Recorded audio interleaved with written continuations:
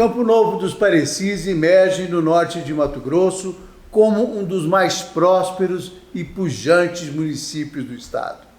Com uma população de pouco mais de 45 mil habitantes e uma das regiões com maior diversidade de culturas agrícolas, produz soja, milho, milho-pipoca, girassol, arroz, feijão e é dono do segundo maior PIB de Mato Grosso, um PIB de 3,4 bilhões de reais.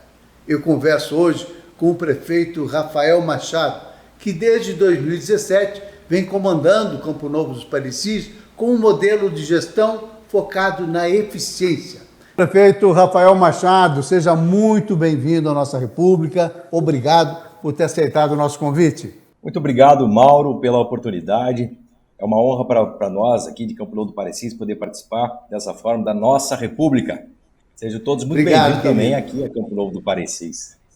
Pois é, eu tenho uma curiosidade enorme. Eu ainda não conheci Campo Novo. Tenho andado por aí, pertinho, Nova Mutum, etc., mas eu ainda não fui aí. E eu vou, esse ano, já conversei com a minha esposa, nós vamos passar uma semana para conhecer Campo Novo, porque faz tempo que essa cidade me provoca, né? Me aguça a curiosidade, mas nunca tive a oportunidade de ir. Esse ano eu vou sem falta. E eu queria começar falando como é que você, Rafael, se me permite chamar de você, como é que você foi parar em Campo Novo e virou prefeito desta cidade. Eu falo aqui na abertura do programa que é uma das cidades mais prósperas, mais pujantes, mais promissoras de Mato Grosso. Como é que você foi parar aí e virou prefeito da cidade? Um publicitário que estava aqui em Cuiabá, estava aqui em Tangará e de repente está por aqui, por aí? Mauro, a gente tem um slogan aqui no governo que a gente acaba chamando Campo Novo do Parecis de terra de oportunidades. Eu acho que essa nossa carreira, né, pequena carreira ainda no universo político, mas expressa bem isso. Então são várias as profissões, né, que Campo Novo do Parecis oferece não só vinculada ao agronegócio, que é sim nossa grande locomotiva da economia local. Eu vim do Rio Grande do Sul recém-formado em publicidade e propaganda. A primeira cidade que eu residi, em Mato Grosso, foi Tangará da Serra, e lá tive a oportunidade de trabalhar em TV. Então, exercitei um pouco do conhecimento que eu tive em comunicação social, né, da base teórica de uma faculdade. Me formei na Unicinos, município é São Leopoldo, no Rio Grande do Sul. Eu sou gaúcho também e morei muito tempo em Porto Alegre. Então você conhece. Conheço, claro. São Leopoldo é grande Porto Alegre. Isso, então os colegas, vamos dizer, de profissão, se formavam na UBRA, em Canoas, ou na PUC ou URGS, em Porto Alegre, e nós ali na Unicinos, né? Enfim, foi no ano de 2002, quando eu vim para Mato Grosso, eu recebi a proposta de trabalhar com TV, também no município, com TV também, mas aqui no município de Campo Novo do Parecis. Nessa oportunidade, apenas 3 meses trabalhando para uma TV local, aqui em Campo Novo, eu fui vender espaço publicitário numa usina de etanol e açúcar, chama Coprodia, uma cooperativa, e como marca de açúcar, só para poder facilitar a compreensão e entendimento de quem nos acompanha, é Doce Dia, a marca do açúcar fabricado aqui em Campo Novo do Parecis. Aí sim, fui contratado por essa empresa para trabalhar em Cuiabá. Na época fazia-se muita Copa Centro-América, futsal, lembra? Fazia-se e se faz ainda a Corrida de Reis. Eu tive a oportunidade de patrocinar num ano os 2 eventos. Então, tive uma experiência curta de apenas 1 ano à frente do marketing desse açúcar, mas foi muito, muito proveitosa. Assim, eu me envolvi bastante com a comunicação aí em Cuiabá, né? E que deu bagagem suficiente para aceitar um novo desafio proposto para mim, que foi o gerenciamento da comercialização desse açúcar, que, diga-se de passagem, trabalhava já em 6 estados da federação: o Mato Grosso, o Pará, a Rondônia, o Acre, o Amazonas e Roraima. Então foi um desafio muito grande, mas foi nessa usina de etanol e açúcar que eu fiz a minha carreira como executivo. 14 anos trabalhei junto a essa empresa. E aí, explicando um pouco então do antes prefeito, viajando muito, né? Não preciso dizer mais nada, são 6 estados aí, visitei alguns países como o Peru, a Venezuela e a própria o Peru, a Bolívia e a Venezuela. E identificou nós mesmos lá na empresa que Campo Novo do Parecis, com o mesmo potencial de algumas cidades de Mato Grosso, cito Campo Verde, Primavera do Leste, Nova Mutum, o próprio Lucas, o famoso Lucas do Rio Verde, e Campo Novo com o mesmo potencial não desenvolvia, pelo menos não na mesma velocidade. E aí criamos um projeto político, né, nasceu do meio empresarial, então, esse projeto político, que me credenciou a ser um candidato em 2016. Minha primeira eleição, você vê, Mauro, eu não tive experiência nem mesmo de filiação partidária, nem de candidatura prévia a vereador. Pois enfim. Reza a lenda que você disputou a eleição sem ter sequer candidato a vereador do seu lado, é isso? Reza a lenda, e é verdade, porque é o seguinte, era completamente focado, um projeto com foco, inclusive assim, com foco no executivo. Veja bem, Mauro, eu fui candidato em 2016 pelo partido PSD, número 55. Naquela época, eu fui candidato sem ter um vereador sequer candidato pelo mesmo partido. Então, olha que projeto maluco, né? Ir para a rua pedir voto para prefeito, logicamente maluco e improvável, né?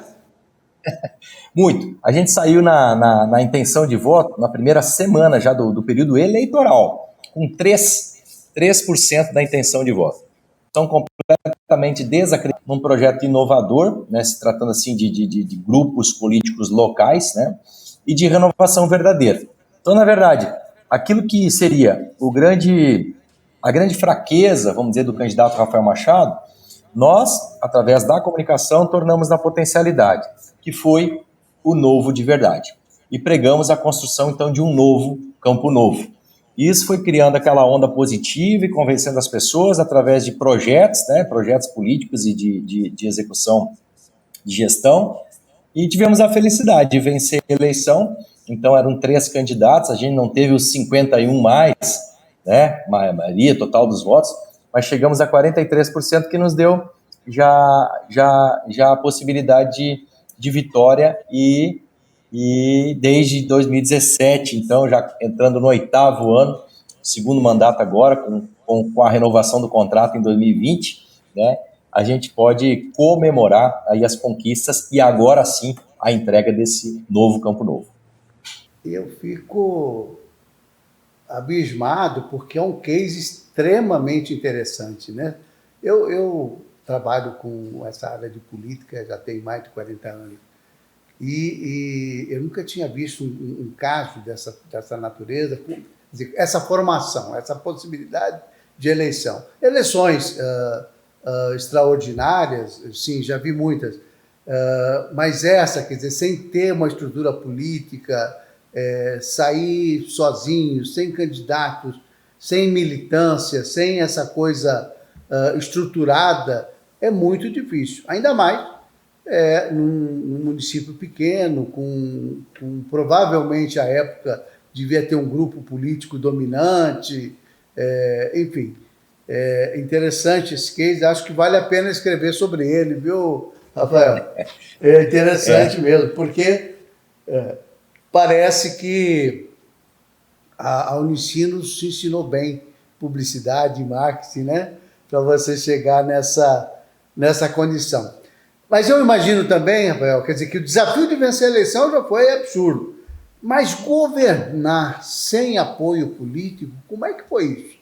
Quer dizer, como é que você conquistou Câmara? Como é que você conseguiu sobreviver a essa coisa? Que política é um negócio extremamente virulenta, do ponto de vista da competição, da disputa, né?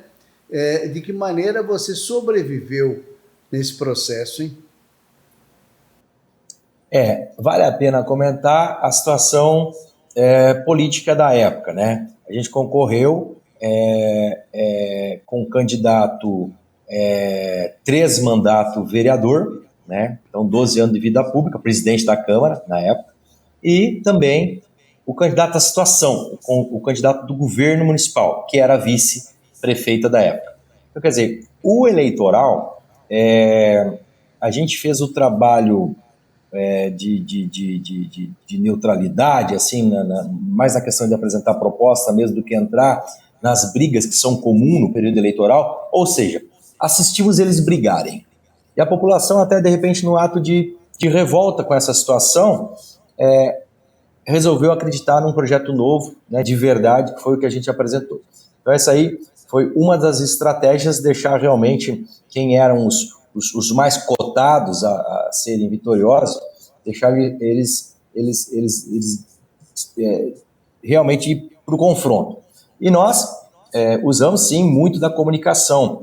O senhor falou assim, o Unicinos te ajudou? Eu acho que sim, a comunicação com inteligência, ela realmente atinge resultados surpreendentes. Mas o que nós tivemos a favor naquele período, pensa, Mauro, 2016, ainda as redes sociais, a comunicação pela internet, a comunicação eleitoral pela internet, ela estava até sem regras, né, porque era totalmente novo isso, né? Depois Bolsonaro usou muito isso em 2018, na sequência.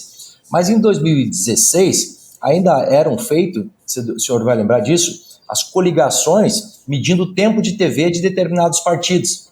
O que para nós, que já pegamos a ferramenta internet, já não fazia o menor sentido, entendendo que a população já estava com a opinião na palma da mão.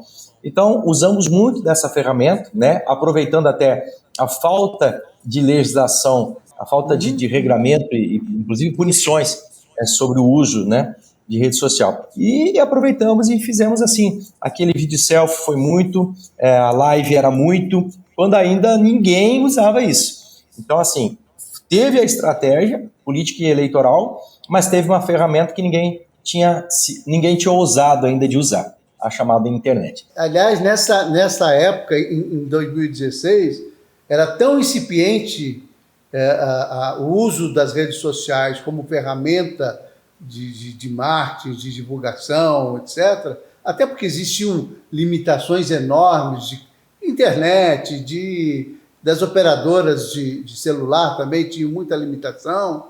Enfim, foi uma grande sacada usar isso, né? Porque ela veio, as redes sociais... Aliás, em 2018, Bolsonaro surpreendeu todo mundo com a força da militância virtual, essa coisa toda, ainda que tudo de Bolsonaro tivesse repercussão em Jornal Nacional e, enfim, nas grandes redes de televisão, mas foi nas redes sociais que ele se consolidou, né? Interessante isso. Foi uma sacada inteligente. E respondendo à sua pergunta, na questão de governança ou governabilidade, o projeto político, como ele entrou neutro para frente do Executivo Municipal, ele teve essa vantagem também. Vamos dizer, não teve apoio maciço do Legislativo, que se formou naquele ano, mas também teve uma parceria, vamos dizer assim, a ser construída a partir de 1º de janeiro de 2017. E deu certo, né? Conseguimos mostrar o projeto de renovação, né? Confirmando as alianças, enfim, teve base e oposição, não vou dizer que foi só alegria também, que foi só apoio, né? E isso, diga-se de passagem, Mauro, na minha opinião, é o que de verdade fortalece e faz a política verdadeira acontecer. Nem sempre a gente precisa ter o 100% de unanimidade que nos deixa até acomodados. Então, assim, nunca fui do conflito, isso é perfil pessoal, né? Nunca fui do conflito, e conseguimos construir em 4 anos de dificuldades, diga-se de passagem, ninguém queria ter enfrentado um alagamento que eu enfrentei aqui no primeiro ano de mandato, 2017. Pois é, diz que foi uma coisa bem complicada, num bairro bastante afetado, né? Foi uma situação assim que a gente assumiu o 1º de janeiro e no dia 11 de fevereiro a gente teve essa surpresa de chover mais de 200 milímetros na madrugada de uma sexta para sábado, que desalojou 750 famílias. Isso aqui para um bairro chama Jardim das Palmeiras. E Campo Novo não é grande. Campo Novo hoje conta aí com seus 48 a 50 mil habitantes, né? Mas na época, 8 anos atrás, menos que isso, bem menos que isso, vamos dizer aí 37, 38 mil habitantes. Aí você vê 750 famílias desalojadas E tem É que, muita coisa. além de corrigir esse drama, né, momentâneo, já pensar na alternativa e na solução, porque Campo Novo já acumulava 30 anos de emancipação e ninguém tinha feito, né, vamos dizer assim, a correção, a drenagem Era correta que tinha que se recorrente fazer. esses alagamentos, essa situação do Todo, bairro, prefeito? todo ano, Já havia Mauro, a gente corrido tem todo uma... ano. Todo ano. Como a gente mora aqui numa região, a cidade foi construída numa região muito plana, né? Então a gente tem, vamos dizer assim, Campo Novo é bom para tudo, né? Para plantio, para colheita, para sol, para solo, para chuvas, mas para o urbano sofre. Chuvas concentradas é um problema, vamos dizer, para qualquer engenheiro perder cabelo aqui, porque não é fácil de corrigir. É muito plano mesmo, né? Quem conhece E a região como do é que Chapadão do Parecis sabe o que eu estou vamos, dizendo. eu preciso explorar essa questão. A gente ainda tem 2 minutos nesse bloco e eu queria explorar essa questão assim, porque a questão do saneamento básico, a questão dessa infraestrutura de rede de esgoto e rede fluvial é muito. Quase todas as cidades, independente da questão do relevo, quase todas as cidades têm graves problemas. As prefeituras acabam não se dedicando, não priorizando isso, né? E nós vamos ter problema com chuva, com situações de alagamento, com populações em áreas de risco. E como é que o senhor resolveu esse negócio? Primeiro, eu quero concordar plenamente contigo, Mauro, porque foi o que eu ouvi do meu antecessor no período de transição, governo, em que as chuvas ocorriam só um mês no ano. Então, deu para entender claramente por que políticos, gestores que passaram ao longo desses 30 anos de história, não investiram no que é enterrado.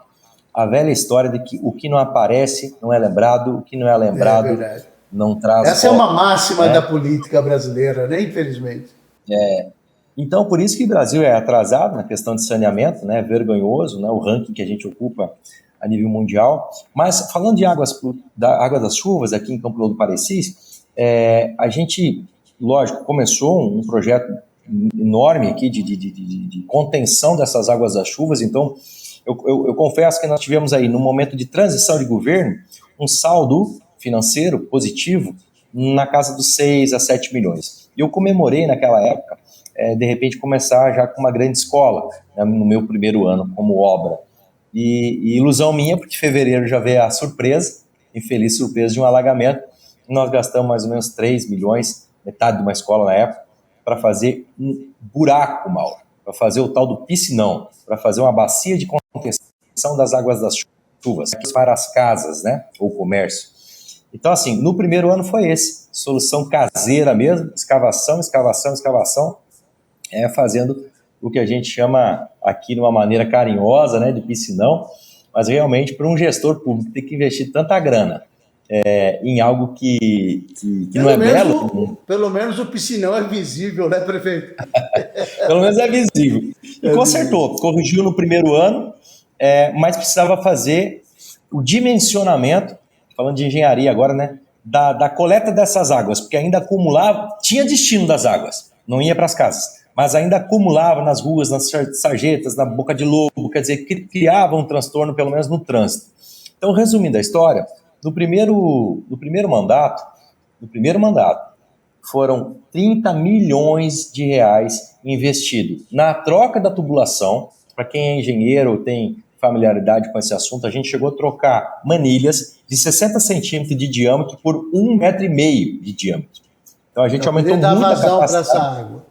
para dar vazão rápida a essa água, né? E o destino correto, que era aquela bacia de contenção. Posteriormente, a gente fez um projeto simples também, de drenar esse piscinão. A gente não deixa ele transbordado. Ele, num certo nível de águas de chuva, a gente já começa a drenar num sistema simples, como é usado em muitos lugares do Mato Grosso, que é uma draga de óleo diesel, né? Pode ser energia solar hoje, mas que vai esgotando esse piscinão, levando essa água para a lavoura. É água de chuva, não é água contaminada, não. Então, levando essa água para lavouras vizinhas a essa bacia de contenção. Então, projeto simples e destino das águas, mas que precisou, como teve que refazer, um transtorno muito grande mesmo, né? tirar a capa asfáltica, ir lá, retirar as manilhas subdimensionadas, colocar a drenagem correta e voltar com a massa asfáltica. Então foi 4 anos de trabalho para consertar algo que há 30 anos ninguém tinha coragem de mexer. Por quê? De repente, é o que nós falamos início. Pouco aparece. Graças a Deus, consertou, não se ouve mais falar em alagamento aqui em Campo Novo do Parecis. A localização do município, quer dizer, está lá no limite, já no nortão de Mato Grosso, mas ainda é médio norte. Afinal, onde é que está localizado essa riqueza que é Campo Novo do Parecis? Mauro, para fim de referência e localização, aqui se usa a região Médio Norte. Tem como cidade polo de referência o município de Tangará da Serra, né? Mas pela particularidade, vamos dizer, Serra do Parecis para cima, a gente pode dizer que a gente compõe uma micro-região, às vezes é esquecida de ser comentada e ao mesmo tempo valorizada, que é o Grande Chapadão do Parecis. Quem sabe o maior chapadão agricultável do planeta. Pois ele nasce lá na Serra de Diamantino e se estende até o estado vizinho de Rondônia, o município de Vilhena. Então, contemplando aí Diamantino, Campo Novo do Parecis, passa por Brasnorte, porque a própria rodovia, que é a BR-364, desvia a reserva indígena, ou seja, segue para Sapezal, Campo Moro. Então, são 5 municípios, Comodoro, Campos de Júlio, Sapezal, Campo Novo do Parecis, Brasnorte, estende até Diamantino, mas Diamantino faz essa divisa, nossa fronteira é Diamantino.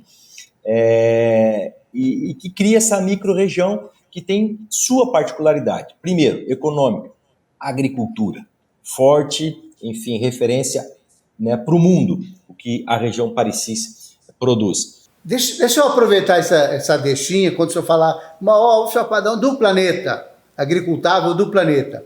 E tem porque assim, na verdade, Campo Novo, para quem está em Cuiabá, quem mora na região sul do estado, como Mato Grosso é um estado muito grande, é natural que as pessoas não conheçam ele no todo, né? E aí, muita informação circula. Por exemplo, tem uma informação que eu carrego há muito tempo, que nessa região, Chapadão dos Parecis, tem a maior diversidade de culturas do planeta. Quando o senhor falou planeta, me veio isso na cabeça logo de cara. Porque são muitas as culturas que são plantadas aí, muitas de soja, de milho de pipoca, girassol, acho que até grão de bico planta aí para exportar para o Oriente Médio. Que negócio que é esse? Essa região Parecis, ela ainda é deficiente em alguns pontos, como a própria questão logística, né? Eu não sei se pode ser isso, estou comparando com a 163, por exemplo. Não sei se pode ter sido isso que motivou agricultores a inovarem e criarem novas culturas, principalmente de segunda safra, então, respeitando soja ainda como o principal produto, né? Então, a maior parte do ano o produtor está focado nessa cultura, mas aí vem essa sequência de alternativas que o senhor citou, que na ordem eu posso dizer o milho, a cana-de-açúcar, as variedades mais recentes como milho pipoca, maior produtor de pipoca do Brasil, o girassol, é uma referência também, principalmente em imagens, né? Vem a cabeça, aquela grande lavoura de girassol linda, Campo Novo do Parecis. Algodão, né? Se torna hoje até somado, né, ao que se produz em Sapezal, município vizinho, a região que mais produz algodão do estado, mais até mesmo... Não é o município. O município maior produtor hoje é Campo Verde, né? Mas a soma desses dois daria a região com maior produção de algodão. De algodão do estado. Então, assim, estou citando alguns, mas assim, gergelim se produz aqui, já se produziu amendoim quando nós tínhamos a unidade de envasamento da IOC, já tivemos isso aqui, né? Hoje está lá no Rio Grande do Sul, o envasamento da IOC, virou multinacional, virou a General Mills. Grão de bico, que o senhor falou, grão de bico também. Não vou deixar de citar a importância da pecuária, hoje muito mesclado, a agricultura e a pecuária andando juntas, né? O que mais que eu percebo aqui como produção alternativa, eu acho que eu já citei uns 10 produtos aí, e posso referenciar Campo Novo do Parecis, sim, com a maior diversidade agrícola do estado de Mato Grosso. A produção agrícola é uma vocação do estado de Mato Grosso, mais do que consolidada, sobretudo a produção de commodities para exportação, mas o que efetivamente gera emprego, gera imposto e, portanto, desenvolve com mais rapidez as cidades é a indústria. De que maneira Campo Novo e o senhor, na sua gestão, trabalham nessa perspectiva da agroindustrialização? Como o senhor tem produção, ou o manufaturamento, ou semi-manufaturamento, o que o senhor falou aí da produção de gergelim, que pode virar óleo, de grão de bico, que pode ser exportado, mas também pode ser manufaturado, a própria semente de girassol, quer dizer, que também vira óleo, que também vira a semente para exportação. Já tem um embrião aí de agroindústria nesse setor? O senhor que veio de uma indústria de etanol e açúcar? Eu acho que a melhor e a maior experiência ainda é essa, ligada à cana-de-açúcar. A cana-de-açúcar, uma usina de etanol, ou se vem a produzir açúcar também, ela é uma indústria autossuficiente, né? Ela gera energia para ela mesma através do bagaço. No passado, curiosamente, Mauro, percebi que você gosta dessas situações pitorescas do passado, quando não tinha comunicação, acesso, e pensa, a Coprodia, que é essa usina que eu cito, o dia, no final da cooperativa do produtor de cana Diamantina, é porque aqui era Diamantino. Então você imagina, os caminhões, então, para puxar essa cana-de-açúcar para a usina, transportar a cana-de-açúcar para a usina, eram a álcool. Então, realmente, uma indústria autossuficiente, onde produzia o combustível para o caminhão trazer a cana. E a cana gerava o bagaço para queimar na caldeira e gerar a energia que tocava as moendas. Então, eu acho assim, uma indústria, e curiosamente é a tecnologia brasileira que domina esse segmento, é referência para o mundo, né? A produção de etanol, né, teria que ser mais vista. Acaba formando uma cidade no seu entorno, né? Ou várias cidades. E foi o que aconteceu. Então, quer dizer assim, a melhor experiência que nós temos é dessa indústria, hoje emprega mais de 1.500 pessoas na safra, mas como futuro, eu cito aqui a implantação de mais uma usina de combustível, né? E agora, quando a gente fala combustível, já inclui a própria energia elétrica no sistema, que é uma unidade da FS, né? Com matriz em Lucas, com unidade em Sorriso e também em Primavera do Leste, inaugurado recentemente. A próxima planta já começou a ser edificada aqui, a próxima planta é Campo Novo do Parecis. Então, eu acho que eu já vou chamar de cadeia, né, do milho, essa grande cadeia do milho, que gera também o DDG, que vira ração, que daí inicia a cadeia das carnes, pode ser bovina, enfim, piscicultura, o DDG serve para tudo, né, que é proteína.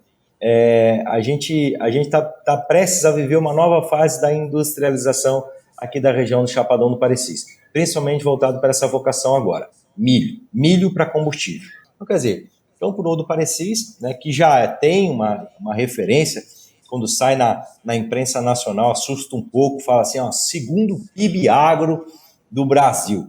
Parece que é maior facilidade de administrar o município, né, que tem essa economia pujante e que tem, logicamente, na sequência disso, uma arrecadação autossuficiente. Vamos falar do valor desse PIB? Vamos. Qual é o valor desse PIB? Qual é o tamanho desse PIB? É assim, primeiro, para esclarecer mesmo, quando o pessoal fala PIB agro, fica a dúvida, né? Para o leigo parece que dinheiro dá em árvore aqui em Campo Novo do Parecis, né? Mas o PIB agro é a movimentação, né, da economia voltada ao agronegócio. Chega na casa dos 9 bi ao ano. Isso considerando o agronegócio como um todo, é isso? Isso. Com uma relação... É muito dinheiro. E é o segundo maior do Brasil? Segundo maior do Brasil. O primeiro colocado é Mato Grossense também, é o município de Sorriso. Olha, impressionante, hein, gente?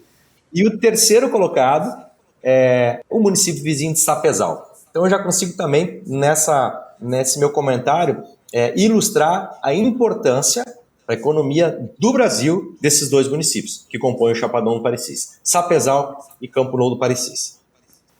Ainda que Sorriso seja mais ao norte, quer dizer, mas está no coração de Mato Grosso, Sim. né? Se a gente dá uma olhada no mapa, quer dizer, o Chapadão está aqui, um pouco mais para a direita, olhando o mapa de frente, né? E Mutum, Lucas, seguindo lá o 63 até Sorriso, quer dizer, você está ali no coração de Mato Grosso. Realmente é impressionante, né? Como o nosso estado é privilegiado, né? E ainda tem muito para crescer, né? Isso que anima muito a gente. Mas olha, impressionante, 9,4 bilhões de PIB é algo extraordinário. Talvez isso explique, prefeito, o crescimento de Campo Novo do Parecis. Eu li uma resenha que falava o seguinte, que quando o senhor assumiu, existiam mais ou menos 8 mil imóveis na cidade. E hoje são mais de 20 mil imóveis. Quer dizer, você mais que dobrou o tamanho da cidade em 2 gestões. É muito rápido esse crescimento, é muito significativo, não? Mauro, a gente identificou no início do mandato, em 2017, se você buscar na memória, você vai lembrar do governo Michel Temer. Então, era um governo que gerava insegurança para nós do ambiente político e também, na sequência disso, logicamente, a questão da economia. Então, foi de 2018 para frente que a gente conseguiu firmar o pé mesmo e definir metas e estratégias de crescimento e desenvolvimento. Então, o que eu vivi em 2017 até a eleição final de 2018? Uma insegurança, uma instabilidade muito grande para definir que rumo Campo Novo do Parecis seguiria. Se seria essa alternativa da agroindústria, né, ou nós teríamos alguma outra opção. Por exemplo, cito aqui em Campo Novo um potencial enorme voltado ao turismo, né? E a gente vai falar sobre isso aqui no terceiro bloco. Então, e aí a gente identificou algo a ser explorado, que ainda Campo Novo do Parecis não tinha testado, que era a questão realmente da expansão imobiliária. Né? Campo Novo com entroncamento rodoviário, uma MT chamada 235, né? Que nos liga a Nova Mutum. Também tem a rodovia 170, que nos leva a Brasnorte e na sequência Juína, vai a Tangará da Serra. Tem a grande BR-364 que eu falei, que leva a nossa produção, principalmente a Sapezal, Campos de Juro, Rio Madeira, Porto Velho. Quer dizer, Campo Novo, vou dar um exemplo, mas considerando as grandes diferenças, é um Rondonópolisinho, né? Um entroncamento rodoviário, né? Que contempla... Mas com enormes possibilidades, né? E com um PIB gigantesco, né? Então, eu cito Rondonópolis por causa da questão de entroncamento rodoviário mesmo, claro, voltado também para a economia, né? Carro-chefe, locomotiva, agronegócio, né? Mas ainda faltava testar essa vocação para a expansão imobiliária, ou seja, para o crescimento urbano mesmo. Então, nós tivemos nesse período já estou entrando no 8º ano, então 7 anos e meio de gestão pública, descontando um ano que nos tiraram, né, como prefeito, que foi o ano da pandemia, pouco se conseguiu avançar naquele ano, mas eu tive aprovação de 12 loteamentos novos. Então é muito trabalho interno, de análise, né, de engenharia, e querer muito que a cidade cresça nesse sentido. Mas uma coisa... Agora, crescer como, prefeito? Prefere crescer com responsabilidade, pensando na água, na qualidade de vida, no meio ambiente, ou crescer de qualquer jeito? Então, é isso que eu ia citar agora. Respeitando assim que o investimento feito pelo loteador é meramente transformar uma lavoura, abrir ruas e colocar terrenos à disposição. Você não sabe se vai vender, aqueles terrenos e muito menos se aqueles terrenos serão edificados. Então precisa realmente acreditar na economia local, né? E foi o que aconteceu. Então, reafirmando os números que você citou, nós saímos de 8 mil imóveis no final de 2016, né, para hoje 21 mil imóveis. Então o núcleo urbano cresceu, houve a expansão imobiliária, nós estamos com 7 edifícios, né, que são condomínios verticais, sendo construídos em Campo Novo do Parecis. Então a gente testou e teve a resposta positiva, né, da parte da população, que também acreditou, né, nesse crescimento, nesse desenvolvimento. Então, diga-se de passagem que nesse período, onde eu estive à frente do Executivo Municipal, foi sim o maior gerador de emprego. Não foi o agronegócio, não foi nem mesmo a agroindústria. Nesse momento, foi a construção civil, a expansão imobiliária mesmo que Campo Novo viveu. E agora, sim, citando a parte mais importante do que a gente já discutiu até agora, porque está ligado diretamente à gestão pública, obriga o gestor a ter um planejamento afinado e uma execução com excelência, prazos. A gente comemora, sim, um crescimento, e aí eu quero citar um amigo que faz a distinção de crescimento e desenvolvimento, né? Desenvolvimento com qualidade. Crescimento, às vezes, pode soar como um inchaço, né? Coisa que já aconteceu em alguns municípios aqui de Mato Grosso. Então vamos focar e vamos trabalhar. Né? Porque desenvolver uma cidade com qualidade de vida, com sustentabilidade é uma coisa. Crescer é outra, né? Pode ser inchar. Então, assim, por isso que a gente não acreditou naquela época que eu te falei, o que nós vamos apostar para desenvolver a economia local? A vinda de um grande frigorífico. Foi uma ideia que surgiu na época. Atrai, emprega 2.000 até 3.000 pessoas direto. Às vezes um subemprego, com submoradia, com subsaúde, né? E se dá uma dor de barriga nos Emirados Árabes, manda embora 1.000 pessoas da noite para o dia, né? Na China. Então, quer dizer, muito inseguro esse caminho a ser adotado. Adotamos outro caminho, que foi da construção civil, e deu bons resultados. Então, assim, o que eu falo da questão de gestão pública, que a gente não pode perder também a oportunidade de dividir informações com quem está nos ouvindo. Requer muito mesmo mais trabalho. Fazer gestão de uma cidade que cresce nesses índices, nós acumulamos, nós apresentamos nesse IBGE 2022 o índice, a curva de crescimento de 66%. Isso aí, para 12 anos, é muito acima da média nacional. O município vizinho de Tangará comemorou 25% em 12 anos, né? Municípios, como eu falei, lá do meu Rio Grande do Sul, cito a própria capital, Porto Alegre, encolheu, diminuiu, população diminuiu, reduziu população. Então, quer dizer, Campo Novo do Parecis, em 12 anos, crescendo 66%, pode bater palma, pode comemorar, mas na cabeça do gestor público, quando ele se concentra naquele momento de reflexão, requer trabalho, planejamento. Então, é uma escola por ano a ser construída, né, de nível fundamental, é uma creche por ano a ser construída e há uma unidade de saúde, um posto de saúde a ser construído um por ano. Isso é regra, né? Então, se você não contar com uma licitação bem feita, que tem o direito de até impugnar a empresa vencedora, quer dizer, cria uma perda de tempo que o gestor de uma cidade que cresce não pode aceitar essa perda de tempo, né, na gestão pública à frente de Parecis. Então isso aí hoje a gente consegue comemorar. Hoje eu estou terminando, né, o meu mandato e as inaugurações são concentradas no período do aniversário da cidade. Você não vai esquecer, vai ser 4 de julho, você é meu convidado. E aí eu vou com o maior prazer. Aliás, eu também faço aniversário em julho. Dia 26, um pouquinho para frente. Maravilha. Então vamos comemorar junto. Mas enfim, a gente vai entregar uma escola, um posto de saúde, tudo que tem que ser feito anualmente aqui dentro de Campo Novo do Parecis para acompanhar esse ritmo de crescimento ou de desenvolvimento. A gente ainda tem muito para conversar. Eu não falei de aeroporto.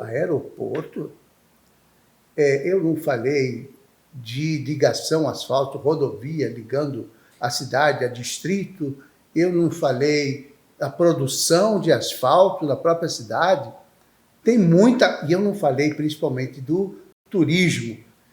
E eu queria falar o seguinte, antes da gente entrar no quesito turismo, que me parece que é uma das joias de Campo Novo, o senhor tem aeroporto, o senhor tem uma usina de asfalto, produzindo asfalto para suas estradas, suas ruas da cidade, para estradas vicinais. Como é que é isso? Conta para a gente.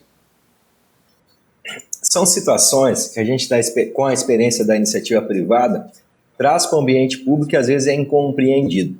Né? Quando a gente assumiu o mandato em 2017, eu tentei identificar como que municípios que cresciam e desenvolviam trabalhavam nessa parte de infraestrutura asfalto. Nós tínhamos aí 40% do Campo Novo ainda a ser asfaltado, estou falando de urbano, né? E aí me apresentaram o sistema, né? O sistema praticado em Mato Grosso, usando principalmente empreiteiras, né? Empresas a serem licitadas e a realizar essas obras, né? Mas diga-se de passagem que nessas andanças, né? Essas viagens minhas, identifiquei muitas vezes assim um serviço de baixa qualidade. E aí foi quando eu visitei o estado vizinho de Rondônia e vi que lá, diferente daqui, Mauro, é só questão assim, política e administrativa, né? Lá eles ainda mantêm o governo do estado realizando as obras. Realizando as obras mesmo, abrindo a estrada, fazendo a pavimentação asfáltica, construindo pontes se necessário.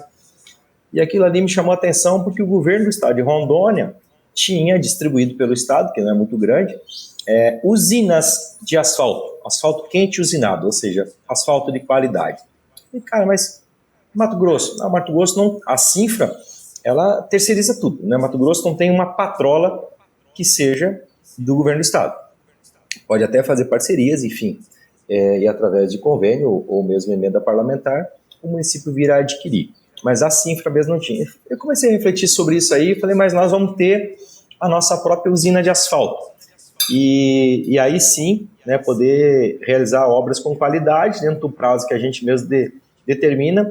Eu ganhei muito tempo com relação à confecção, construção de projetos, porque por ser a nossa própria usina, nossa própria equipe, né, não tinha dependência, ruas, né?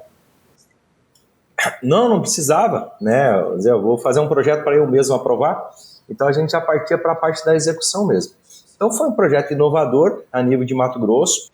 Quando a gente licitou e comprou essa usina de asfalto, eu fui adaptando, né? Quem sabe assim no dia a dia, no trabalho dos prefeitos, uma nova metodologia, um novo conceito de executar de uma forma direta algo que é tão importante para o cidadão, que é o asfalto, em frente ao seu imóvel, né?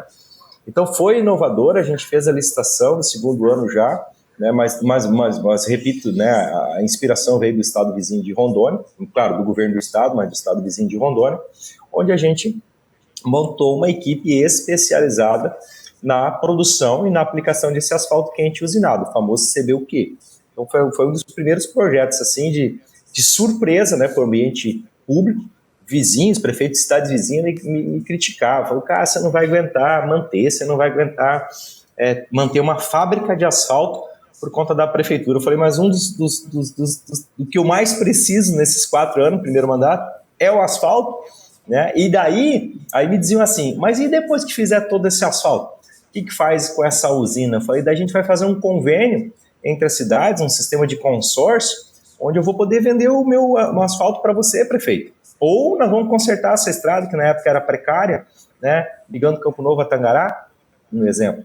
Então, assim, uma usina de asfalto vai ser útil sempre, né, pode até prestar serviço para o próprio governo do estado.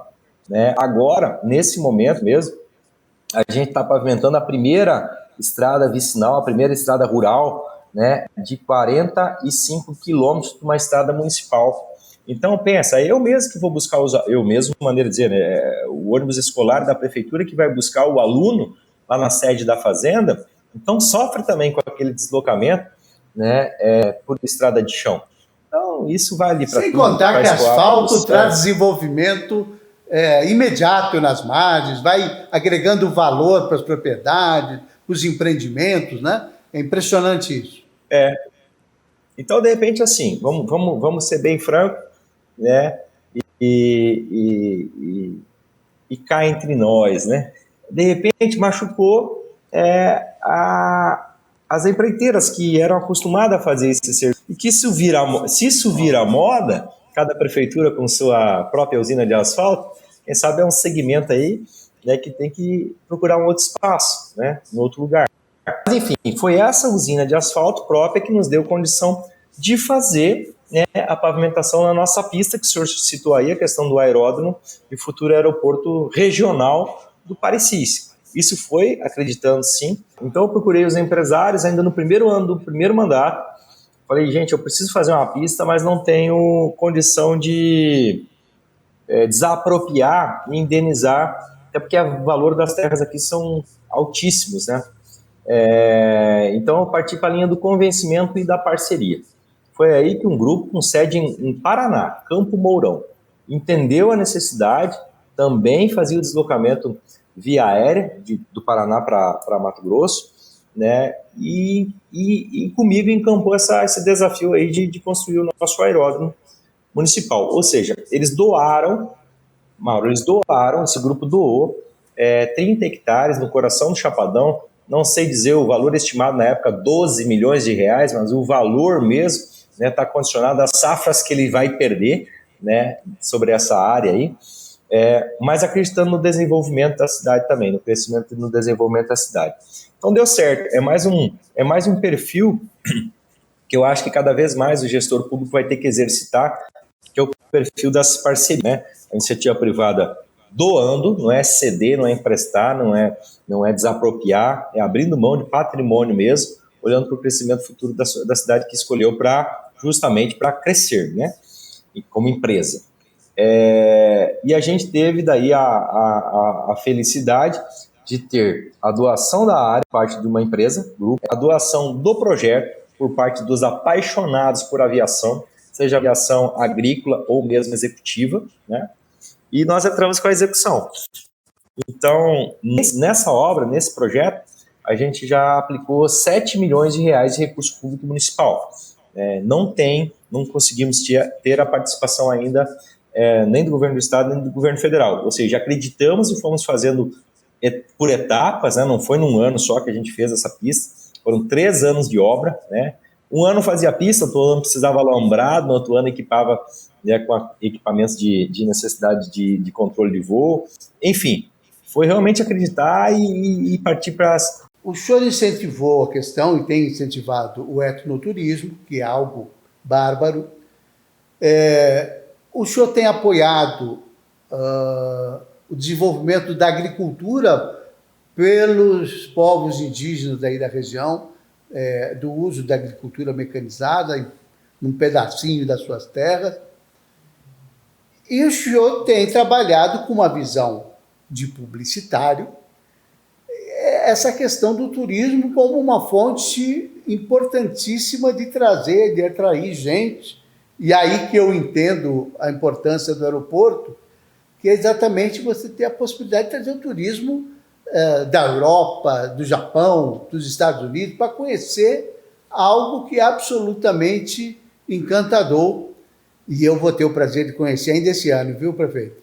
Vou aí no 4 de julho, para a gente conhecer essa região. E eu queria saber o seguinte, como é que o senhor articulou?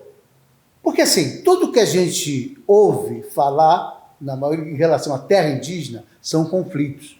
Invasão da terra indígena, garimpo em terra indígena, depredação, mercúrio, exploração dos povos originários.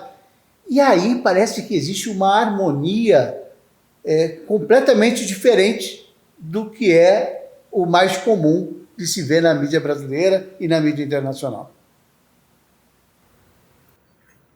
Eu acredito que a experiência que eu vivi ainda no ambiente privado, trabalhando com essa usina de etanol, açúcar, valeu muito para que a gente sonhasse, desenvolvesse, fosse atrás da execução desse projeto. O turismo, o etnoturismo, aqui na região do Parecis, né? Por várias vezes tive a oportunidade de viajar, principalmente para o norte do Brasil, né, quando atendia a área comercial açúcar, identificar, Mauro, nos hotéis, ou mesmo no avião, quando em deslocamento, a quantidade de turistas estrangeiros conhecendo Manaus, conhecendo Boa Vista, né, toda essa do país, Pará também, e voltava para Mato Grosso. Eu fazia meus passeios também, em horários de folga, via alemão, via japonês, gastando muito para tirar foto de borboleta, sabe, Mauro? E nós aqui, num paraíso que eu conheço, que é essa nossa região, o Mato Grosso de maneira geral, e pouco explorado ainda nesse sentido de divulgar mesmo nossos potenciais e tornar dessa grande indústria limpa que é o turismo, né, uma fonte de renda mesmo, inclusive valorizando ainda mais a cultura indígena e fomentando a economia deles, né?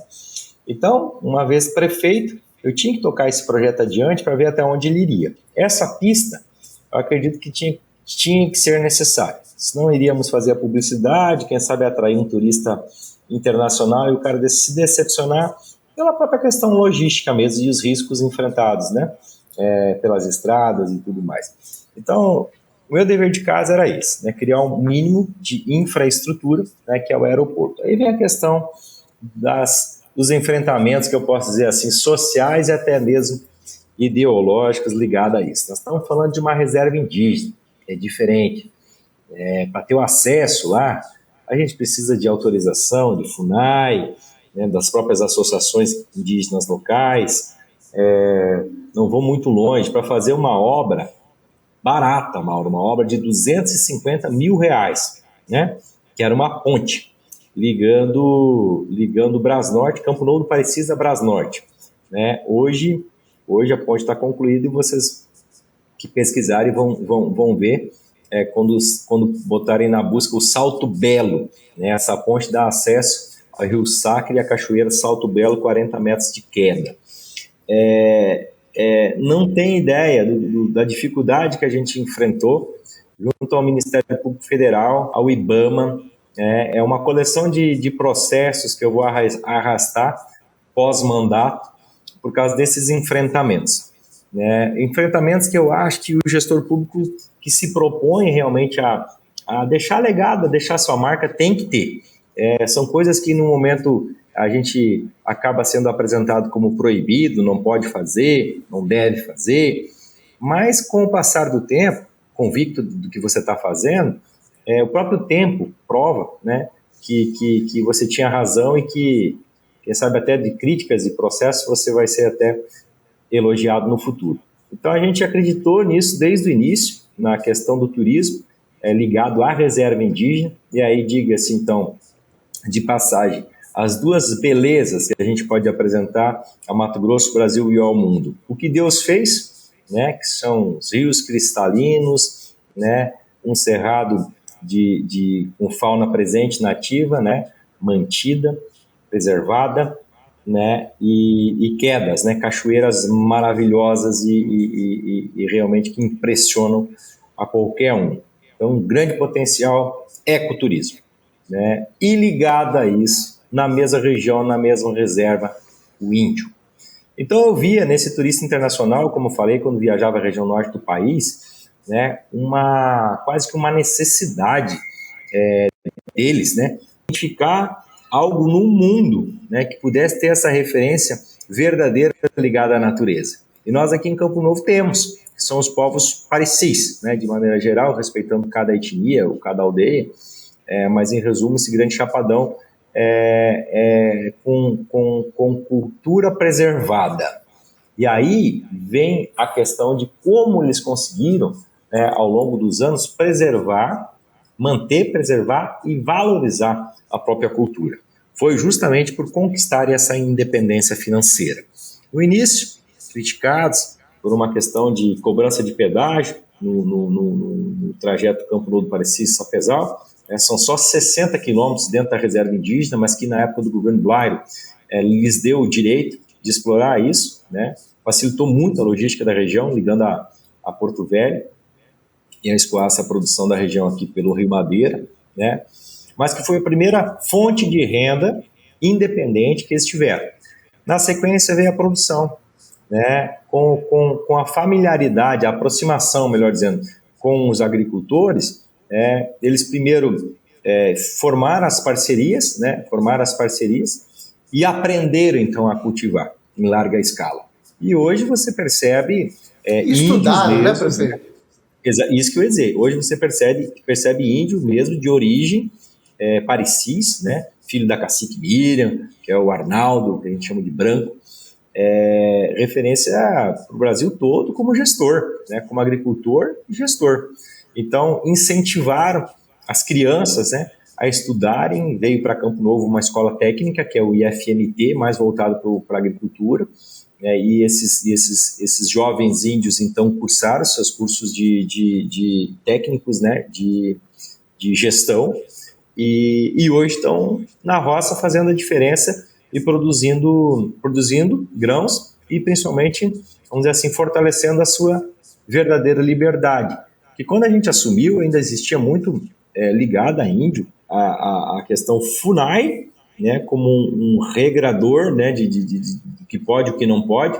Nessa parceria da ponte, o nosso R$250 mil, o nosso Poder Público Municipal, era para execução. A madeira era para vir da própria reserva. A FUNAI entendeu que não poderia pegar a madeira da própria reserva. Quer dizer, são umas coisas assim que não dá para entender o que a FUNAI realmente, qual é o papel dela, né? Proteger ou isolá-los e dominá-los, né? Então ficava aquela dúvida, né? Quer que os povos indígenas realmente valorizem e deem a publicidade da sua cultura. Eu e o senhor, como gaúcho, sabe da valorização que o gaúcho tem da sua cultura, mas a gente só conseguiu ir adiante e mostrar a cultura gaúcha para os 4 cantos do país, ou mesmo para o exterior, porque nos deram condição para isso acontecer. Agora, o índio que passa fome, o índio que não tem condição nenhuma, nem de se manter vivo, que tipo de cultura ele vai conseguir preservar, valorizar e mostrar para o resto do país ou para o mundo?